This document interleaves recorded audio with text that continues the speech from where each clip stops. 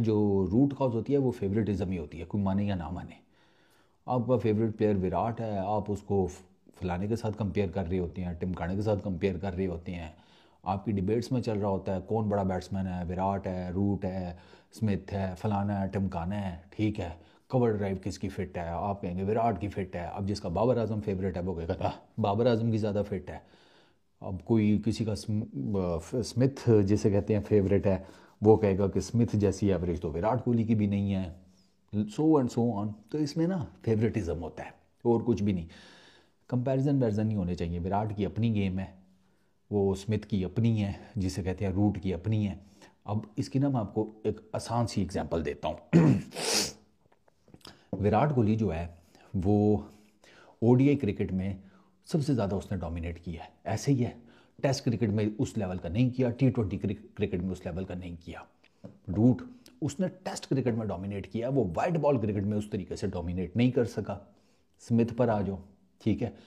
Smith का बाकी दोनों की निस्बत ये हिसाब है कि स्मिथ की जो इस टाइम मेरा ख्याल है कोई 56 की कोई मेरा ख्याल है बैटिंग एवरेज है। उस दिन मैं कहीं स्टैट पढ़ रहा था, टेस्ट क्रिकेट में स्मिथ की 56 की कोई बैटिंग एवरेज है। ये उसकी सबसे गंदी बैटिंग एवरेज हुई भी है इस टाइम, क्योंकि सारी बात आपने देखा ना कि उसके इतने ज़्यादा तो रन्स नहीं निकल रहे थे, तो उसकी एवरेज पता नहीं कहाँ से गिर कर आ गई 56 के ऊपर। अभी भी उसकी ये जो 56 की बैटिंग एवरेज है ना, रूट, विराट, विलियमसन, तीनों की जो कैरियर की सबसे टॉप की बैटिंग एवरेजेस थी ना, जैसे विराट की कौन से साल में थी, 2000 पता नहीं 16 में कि इस तरह, जो रूट की 2018-19 में या कुछ इस तरह, केन विलियमसन की भी 2000 शायद 24 में या इन्हीं कुछ सालों में। तो जो उनकी बेस्ट एवरेजेस जो उन्होंने अचीव की अपने पूरे पूरे कैरियर्स में अभी तक, स्मिथ की जो सबसे गंदी एवरेज है वो उनकी टॉप एवरेजेस से ऊपर है।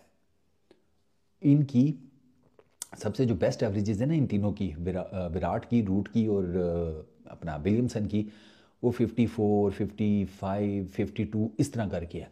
इस भाई साहब की गंदी तरीन एवरेज जो अभी हुई है वो 56 है। तो ये इट्स नॉट अबाउट कि यार आप हर चीज़ में एक कंपैरिजन निकाल रही हैं, समथिंग लाइक दैट। डिटर्जेंट थोड़ी खरीद रहे हो, वॉशिंग पाउडर थोड़ी खरीदना है।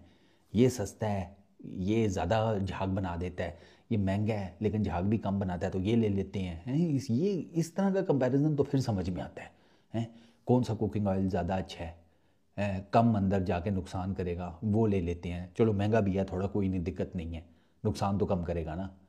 ये खाएंगे तो हलवाई लगेंगे, हैं?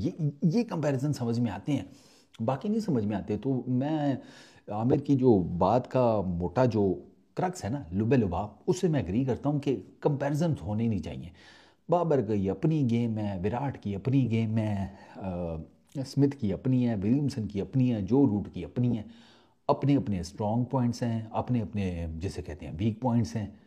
नो बडी इज़ परफेक्ट ना, तो जब नो बडी इज़ परफेक्ट तो फिर इसमें कंपैरिजन की कोई तुक ही नहीं बनती।